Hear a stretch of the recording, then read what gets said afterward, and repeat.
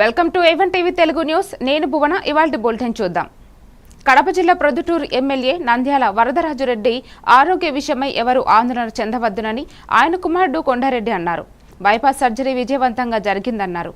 డాక్టర్ల సలహా మేరకు విశ్రాంతి అవసరమన్నారు. ఈ నేపథ్యంలో టీడీపీ నేతలు కార్యకర్తలు ఎవరు అధైర్యపడవద్దని, ఎమ్మెల్యే వీలంత త్వరగా కోలుకొని తిరిగి మళ్లీ పార్టీ కార్యకలాపాల్లో చురుగ్గా పాల్గొంటారని కొండారెడ్డి తెలిపారు.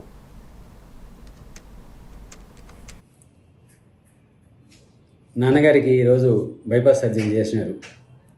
డాక్టర్తో మాట్లాడినాం, సర్జరీ బాగా జరిగిందని చెప్పినారు. బట్ ఆయన అంటే ఇంకా అన్కాన్షియస్గా ఉన్నారు. ఒక సాయంత్రానికి కానీ మెలకు వస్తుంది, అంటే సెడేషన్ ఇచ్చింటానికి అనస్థీషియా ఉంటుంది కదా. సో ఇంకా 2-3 రోజులు ఐసీయూలోనే ఉంటారు. 2-3 రోజుల తర్వాత రూమ్కి షిఫ్ట్ చేస్తారు. రూమ్కి షిఫ్ట్ చేసిన తర్వాత కూడా ఒక 4-5 రోజులు హాస్పిటల్లోనే ఉండాల్సి వస్తుంది. సో ఈ వారం రోజులు 10 రోజులు దయచేసి మీ అందరికీ నేను ఈ విధంగా ఇన్ఫర్మేషన్ పాస్ చేస్తూ ఉంటా, తెలియజేస్తూ ఉంటా. ఒక 2-3 రోజులు నేను ఊరికి వస్తా. ఆయన రూమ్ షిఫ్ట్ చేస్తాను, నేను ఊరికి వస్తాను, మీ అందరితో కలుస్తాను.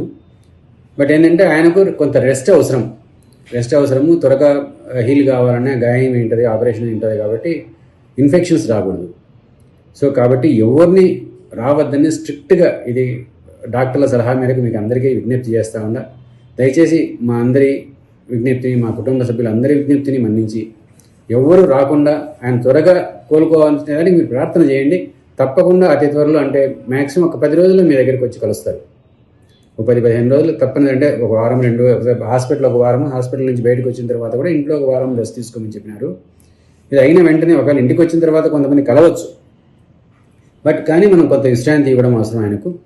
దయచేసి తప్పనిసరిగా మా విజ్ఞప్తిని మన్నించి ఒక 10 రోజులు ఆయన దగ్గరికి ఎవరూ రాకుండా ఆయనకు త్వరగా కోలుకు